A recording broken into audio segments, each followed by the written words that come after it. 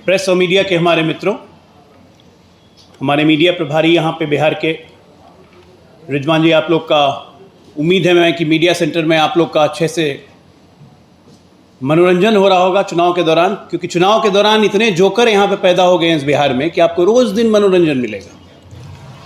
आज की प्रेस वार्ता हम इसलिए कर रहे हैं क्योंकि राष्ट्रीय जंगल दल अपने आप को राष्ट्रीय जनता दल कहते हैं, लेकिन राष्ट्रीय जंगल दल के अल्फा मेल जो हैं वो बूढ़े हो गए, स्वास्थ्य ठीक नहीं रहता है। तो हम उनके अच्छे स्वास्थ्य की कामना करते हैं, उम्मीद करते हैं कि वो स्वस्थ रहें, अच्छे से रहें।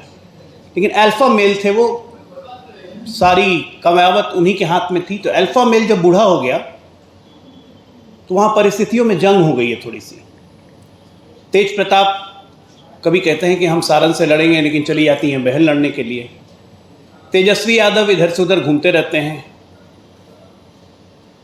और यहाँ टिकट बांटने में भी आजकल बड़ा चीनी का चक्कर चल रहा है।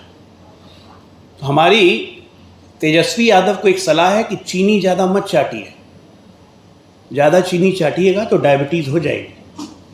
घर में बहुत लोगों को डायबिटीज़ है तो स्वास्थ्य खराब हो जाएगा। तो चीनी चाटना बंद करें। जैसे औरंगाबाद, बगहा, मधुबनी, हर जगह चीनी चट रही है आजकल बिहार में। कल तेजस्वी यादव ने बहुत प्यार से कहा कि हम पे भ्रष्टाचार का मुकदमा तब किया गया जब हमको मोच भी नहीं था और हम विराट कोहली के साथ क्रिकेट खेलते थे। भाई साहब, आप विराट कोहली के साथ क्रिकेट नहीं खेलते थे, आप विराट कोहली और बाकी दिल्ली टीम के लिए पानी ढोते थे। लोकतंत्र में किसी का पढ़ा लिखा होना ज़रूरी नहीं है। आप भारत के नागरिक हैं तो आप नेता भी बन सकते हैं, वोटर भी बन सकते हैं। लेकिन चूंकि बिहार और राष्ट्र उम्मीद करता है कि उसका नेता सुसज्जित विचारों से सज्जित हो, एक पढ़ा लिखा हो, जिसमें एक दृष्टि हो, एक विजन हो, और ऐसे नेता जब लोकतंत्र में आते हैं तो ऐसे ऐसे लोकतंत्र की महिमा बढ़ती है। बिहार प्रकाश नारायण से लेके कर्पूरी ठाकुर से लेके नीतीश कुमार जो खुद इंजीनियर हैं से लेके सुशील मोदी से लेके एक से एक विद्वान नेता देखे हैं। लेकिन हमारे लिए बहुत शर्म की बात है कि हमारा नेता प्रतिपक्ष 9वीं फेल है। मौका मिलने पे भी 10वीं 12वीं नहीं किया और बात करते हैं कि गारंटी हम देते हैं, रोजगार हम देंगे। बड़ा गारंटी है इनका, अद्भुत गारंटी। ये ऐसे रोजगार देते हैं कि रोजगार के बदले में जमीन ही ले लेते हैं। जाइए रोजगार लेने, आपको जमीन मिल जाएगी। कुछ फैक्ट्स हैं मित्रों, मैं रखना चाहता हूं कि 29 साल की उम्र में इसी तेजस्वी यादव ने 5 मकान, 47 जमीन सहित कुल 52 संपत्ति के मालिक बन गए 29 साल की उम्र में। 3 साल की उम्र में जब चलना भी नहीं आया था तो इनके नाम से पिताजी और माताजी जमीन रजिस्ट्री करवा देते थे। इन्हीं के पार्टी के कांति सिंह, इन्हीं के पार्टी के चौधरी, तमाम लोगों की जमीनें और मकान ये ले चुके हैं। कहां से आया इतनी संपत्ति? ईडी ने जो इनकी संपत्ति जब्त की थी उसकी लिस्ट ये है, property details of Tejashwi Yadav. अब ये भी गलत है, ऑफिशियल रिकॉर्ड में है ये, और उसके बाद ये आदमी कहता है कि मुझे फंसाया जा रहा है। आप लोग के पास कितनी जगह देखिए तो जरा, 10 कट्ठा 17 धूर फुलवारिया गोपालगंज, उसके बाद 16 कट्ठा, उसके बाद फुलवारी शरीफ में 8 कट्ठा, 1 बीघा फुलवारी शरीफ, 1 बीघा पटना फुलवारी शरीफ, इतनी जमीन है। और तेजस्वी यादव नहीं, तरुण यादव, तेजस्वी यादव, तेज प्रताप यादव, मतलब पूरा का पूरा खानदान चोरी के आकंठ में डूबा हुआ है और गारंटी देता है यहाँ पे नौकरी और रोजगार की। कौन सा रोजगार आपने दिया है? अरे आपने तो मंगरू यादव तक को नहीं छोड़ा। मंगरू को जमीन दी रेलवे में आपके पिताजी ने, तो उससे भी जमीन ले ली। आज भी मंगरू कहता है कि हमारी जमीन दे दो। बिहार को मजाक का विषय बना दिया है इस लालू परिवार ने पिछले 30 वर्षों से। आज जब हम बात करते हैं, प्रधानमंत्री बात करते हैं गारंटी की, तो उसमें एक आदमी उठ के कहता है गारंटी नहीं, हमारा चाइनीज माल है प्रधानमंत्री। शर्म नहीं आती है? चाइना के साथ इनके इंडी गठबंधन के चोर जब गलवान में लड़ाई चल रही थी तो चाइनीज एम्बेसडर के साथ राहुल गांधी डिनर कर रहे थे और चाइनीज मालों के प्रधानमंत्री। घुस के चाइनीज को मारा हमने, हमारे 20 जवानों की शहादत हुई, उनके 50 जवानों की शहादत हुई, और ये मजाक उड़ाते हैं। इसी इंडी गठबंधन के राष्ट्रीय अध्यक्ष कांग्रेस के खड़गे कहते हैं कि 370 का क्या मतलब है राजस्थान में बोलने का। आप मुझे बताइए मीडिया के दोस्तों, बिहार के कम से कम 100 से ज्यादा जवान, हमारे अपने जवान शहीद हो चुके हैं उसी 370 के कारण कश्मीर की धरती पर। तो बिहार के लोगों का 370 से मतलब नहीं है। ना ये राष्ट्र समझते हैं, ना ये प्रदेश समझते हैं। इनके लिए सिर्फ एक मतलब है, भ्रष्टाचार करो, सत्ता में रहो, पैसा बनाए रखो।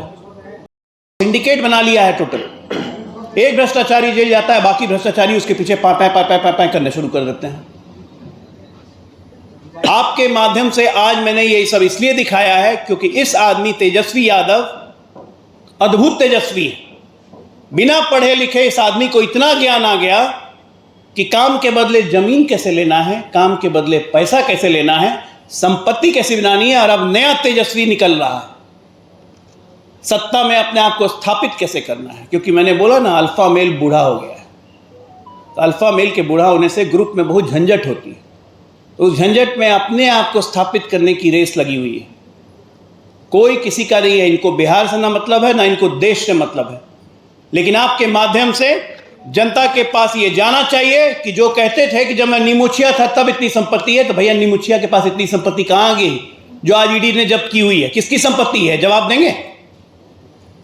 पटना का ही वो मॉल आप सबने देखा है। मॉल के बेसमेंट के लिए जमीन खुदाई गई और उसके मिट्टी को डाल दिया गया जू में। 1 करोड़ वहां से भी खा लिया। मंत्री थे इनके बड़े भाई तेज प्रताप यादव। इनोवेशन है करप्शन का, आइडिया निकाल निकाल के चोरी करते हैं।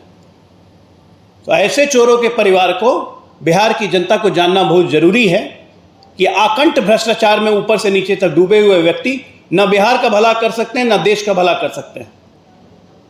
लोकसभा चुनाव इनके लिए सिर्फ पैसा अर्जित करने का जरिया बन गया है।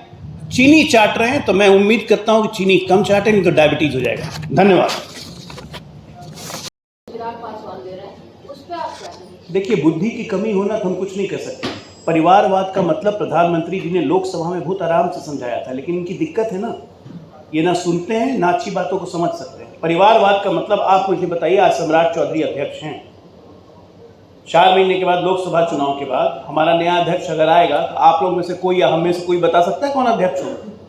नहीं बता सकता है। लालू यादव के बाद कौन अध्यक्ष होगा बता सकती है ना। अल्फा मेल जब बूढ़ा हट जाएंगे तो कौन अध्यक्ष होगा बता सकती हैं। कांग्रेस में कौन अध्यक्ष होगा, किसकी मर्जी से होगा आप बता सकती है। समाजवादी पार्टी में अखिलेश यादव के बाद उनकी बेटी ही अध्यक्ष बनेगी, आप बता सकती है। परिवारवाद का मतलब ये है कि सत्ता एक परिवार के हाथ में आ जाए, उसी की मर्जी से अध्यक्ष और वही मुख्यमंत्री, वही परिवार सत्ता का संचालन करेगा। ये है परिवारवाद। एक बाप बेटा अगर चुनाव लड़ रहा है तो वो परिवारवाद नहीं होता है, लेकिन इनको समझ में नहीं आएगा। ऊपर का माला खाली है थोड़ा। रामविलास पासवान के बाद चिराग पासवान, जीतनराम मांझी के बाद भाई एक मिनट। रामविलास पासवान के बाद उनकी पार्टी टूट गई, खत्म हो गई पार्टी। चिराग पासवान को बाहर निकाल दिया था। रामविलास पासवान आर बन गया, रामविलास पासवान दूसरा वाला बन गया। चिराग पासवान ने अपनी काबिलियत साबित की, अपना घूम के अपना दल को खड़ा किया है। अब वो शादी करेंगे, उनका बेटा होगा, वो अध्यक्ष बनेगा, तब इलेक्टोरल बॉन्ड 2 नंबर का पैसा नहीं है। ये बुक्स में आता है, चेक से दिया जाता है, बाकायदा SBI से भजाया जाता है। तो जिसने दिया उसका भी रिकॉर्ड है, जिसने लिया उसका भी रिकॉर्ड है। यहाँ कैश का कोई चक्कर नहीं है। और ये लोग जो आरोप लगा रहे हैं, भैया हम साफ कहते हैं, आरोप लगाना है, सबूत इकट्ठा कीजिए, न्यायालय में जाइए। सुप्रीम कोर्ट ने इसको अवैध करार दे दिया है। बिल्कुल अवैध करार दिया है। सरकार उस पर अब निर्णय कर रही है कि इलेक्टोरल बॉन्ड की स्कीम को जारी अब नहीं रख सकते। वो तो बंद हो गई क्योंकि सुप्रीम कोर्ट ने मना किया है। हम सुप्रीम कोर्ट का आदर करते हैं। अब सरकार देखेगी कि आगे इसके बारे में क्या विषय और हम लोग कर सकते हैं, बात करेंगे।